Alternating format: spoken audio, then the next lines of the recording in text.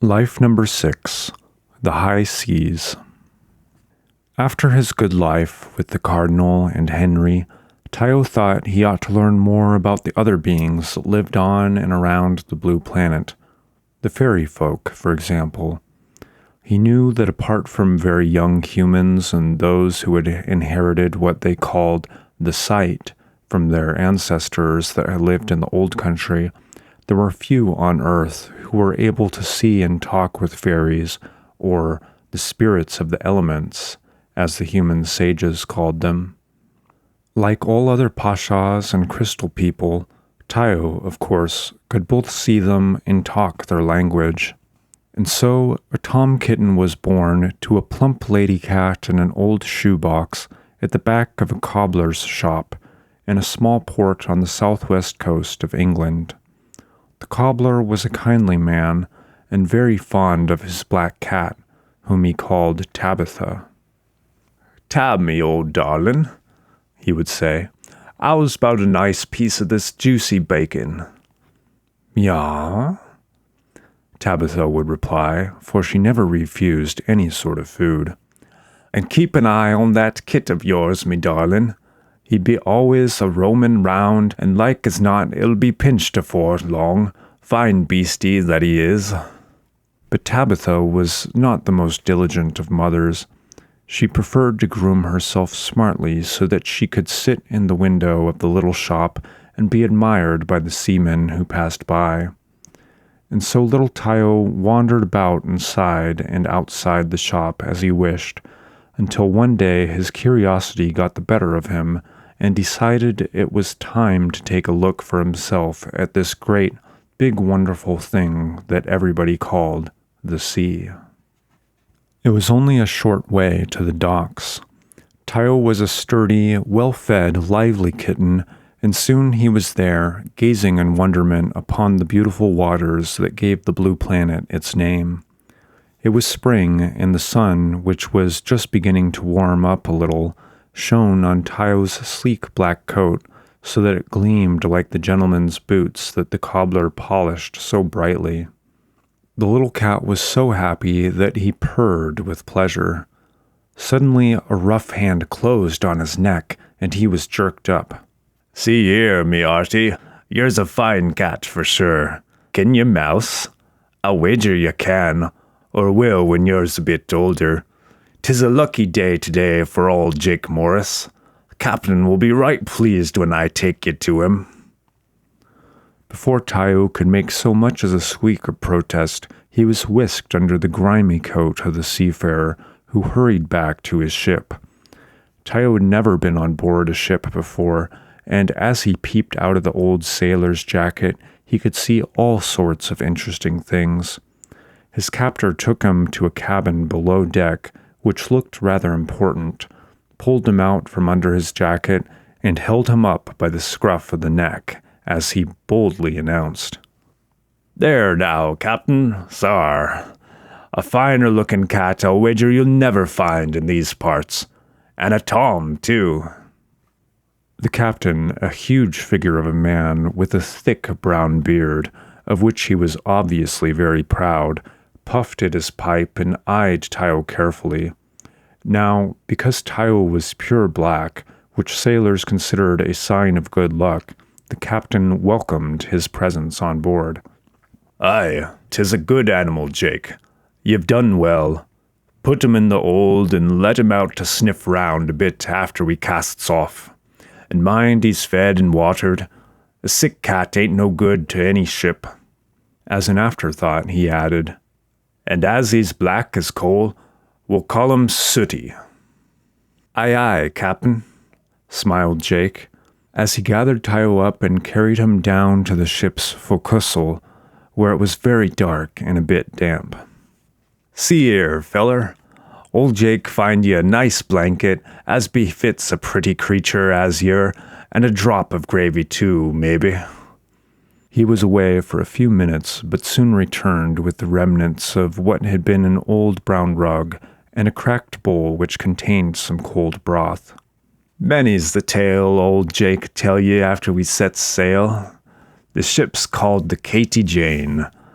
The old man named her after one of his fancy ladies in the colonies, old Jake explained to Tayo. And a stout ship she be, too. Like her namesake, I'll wager. He chuckled heartily. It was not long before the ship put to sea, after which Tayo was allowed to roam wherever he wanted, except where there was a storm, but that was only to prevent him from being swept away by the big waves. The Katie Jane's cargo was mainly grain and spices, so a good mouser, which Tayo indeed turned out to be, was a great help to the captain and his crew, for there were always fat mice and rats to catch in the hold. The sailors were rough but kind, for black cats were considered good luck. Ships in those days did not have refrigerators, so there was not much variety in the diet except when they put into port. Fresh water also became scarce after they had been at sea for some time, but the captain was a good seaman and always managed to get his ship into port before everything ran out. But a few times, old Jake and the other sailors had to share their portions of salt beef with Tayo when rations were short and the mice were hard to find. As time went by, Tayo also became very friendly with the first mate, a huge, red-haired, freckled-faced man named Mallory. That was his only name, or at least the only name he had that anybody knew about. Mallory was not averse to a good fight and often picked one with one of the other men. "Just to keep me muscles in trim," he would say. Mallory liked to use the time when he was off watch to fish from the ship's stern, and whatever he caught he shared with Tayo. Just like Jake, Mallory also liked to talk to Tayo. In fact, Tayo had never come across so many big, rough-looking men who were happy to spend long periods talking to a big, black tomcat. Mallory would tell Tayo tales of former voyages, of sea monsters, and of the spirits of long-dead seamen who walked the waters at certain places on the high seas. He also boasted that his family had been seafaring folk for generations back to the time of Sir Francis Drake himself. Although Tayo believed some of these stories, others he knew were fantasies, but it didn't really matter because it made Mallory happy to talk about them. Tayo would sit quietly, and when he cocked his ears attentively, Mallory would say, "You see, Sooty, me boy, yours is clever, yours is. Yours knows a lot, and yours listens, and that's what's I like about you. I've a nice bit of grub for yours trouble." And so saying, he would toss Tayo a tasty morsel. "Here's a herring head for you, because yours a good cat." Jake also told many strange stories, some tall and some not so tall. Tayo learned that he had once been married and had a pretty wife called May, and a beautiful little daughter with long black curls whose name was Peggy. But while he had been away at sea, some soldiers had marched in and taken them prisoner, and all because May had been accused of being a witch because she had made a herbal potion for a sick neighbor, which was supposed to have offended their god. But because the prison had been such a dreadful place, both of them had died before May's name was cleared. Tayo could not help wondering what kind of god would let innocent women and little children die like that for no reason. He was very glad that he was a Pasha and knew about the old ones, who were always just, kind, loving, and caring. Because of his sad loss, Jake no longer wished to be on the land where such bad people lived and preferred to stay at sea as much as he could. "The sea's a right strange place, all right," he would say, "and a stranger place you'll never find, I'll be bound. And 'tain't all bad things that you hears on deck on a dark night. I've heard ladies a-singin', only it weren't human-like ladies. And I've heard me little girlie a-callin' to me and a-sayin', 'Daddy, don't you fret now. I'm with them pretty ladies what sings. I reckon as how she means them sea nymphs what sings at night, and not them angels they talks about in church.'" Of course, Tayo knew what they were, but he couldn't tell Jake. On a calm night, Tayo would sit on the deck by himself and talk to the water ondines, and they would bring him messages from the distant stars that the Paschats and the Crystal People had visited during their space travels. The ondines would sing their songs for him, and from those songs he learned all about the ways of water on the blue planet, as well as the ways of the other three elements: fire, air, and earth. The Katie Jane visited many foreign parts during her travels, and Tayo was not usually allowed to go ashore. However, on one occasion, he did manage to hide among the sacks of cargo that were being unloaded and found himself in a most mysterious place. Humans of many different races were milling about and making a lot of noise. There were some black people who were all chained together and being driven along by brown people with cloths around their heads, and who hit them with whips until they cried out in pain. Tayo recalled seeing this also during his days in Egypt, where they were called captives. Here they were slaves being traded and sold for profit, and he was sad in his little heart for all those who suffered on the blue planet. Since no one seemed to notice him, Tayo stole silently around the back of some large boxes, which looked interesting. He failed, however, to see the dark figure of a man who was taking a short rest on one of them. As he was having a suspicious sniff around, a hand suddenly caught him by the tail and swung him aloft. "What do we have here? A fat cat, I do declare. A fine meal he'll make for a hungry family," the thin, dark-skinned man said as he eyed Tayo. Now, Tayo had never been picked up by the tail before, and it hurt him so much that his little body twisted around violently with the pain. The movement, however, brought him near enough to the man's arm to get a good claw hold. "Ow!" the man cried out, hastily dropping his little prize. Tayo withdrew his claws, dropped to the ground, and ran off as fast as his four legs would carry him to hide among the packing cases. Once back in the safety of the ship, he resolved he would never go ashore again, unless it was with one of his trusty sailor friends. Tayo sailed on many voyages with the Katie Jane and her crew.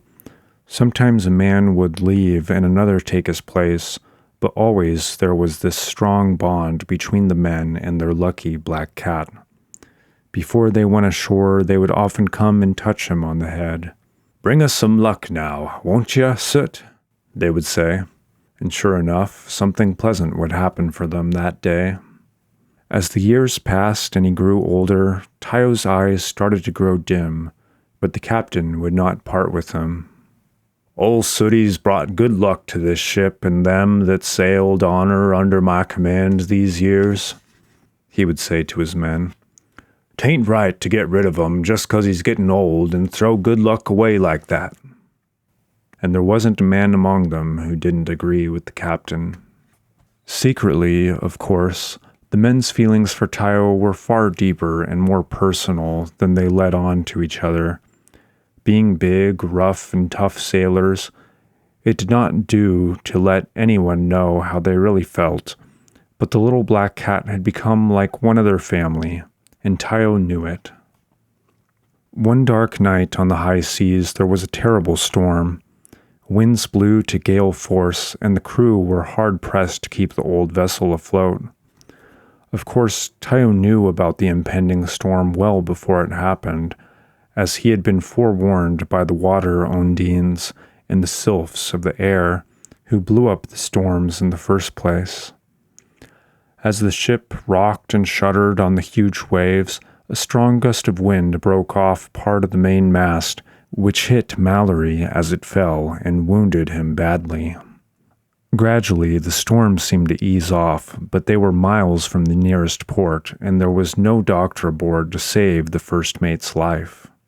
As he lay in the hammock dying, he asked Jake to bring Tayo to him. "Lay old Sooty next to me, Jake. Close by me art." Jake placed Tayo beside Mallory, and Tayo pressed lovingly against the huge frame. "I'm on me way out, old friend." His voice grew weaker, and he faltered, his next words being barely a whisper. "Seein' as how thee and me have been shipmates these past years, and these old, too. When I'm gone over, I'll wait for you, Soot. You're as old's I've ever had, so don't you be long." And with those words, Mallory left to join his ancestors. His mates buried him at sea, while the old captain said nice things about him and read from a little black book. But from that moment on, Tayo knew no peace of mind. Now completely blind, he would pace the deck and hear Mallory's voice saying, "I'll wait for you, Soot." And one day, Tayo knew it was time. It was a warm, calm spring morning when Tayo lay down on some old sacks in the forecastle and kept his appointment with his friend. And sure enough, there was Mallory waiting for him, arms outstretched. Only it wasn't the red-haired giant seaman that he had known. It was his sister, Taku, who met him, and together they made their way back to the place of their ancestors. Old Jake wrapped the body of the small black cat as tenderly as if it had been his own daughter, and as he dropped it gently over the side, he whispered, "Go ye to my dear May and sweet Peggy, and to the sea ladies what sings at night, and wait ye there till your old shipmate Jake joins yer."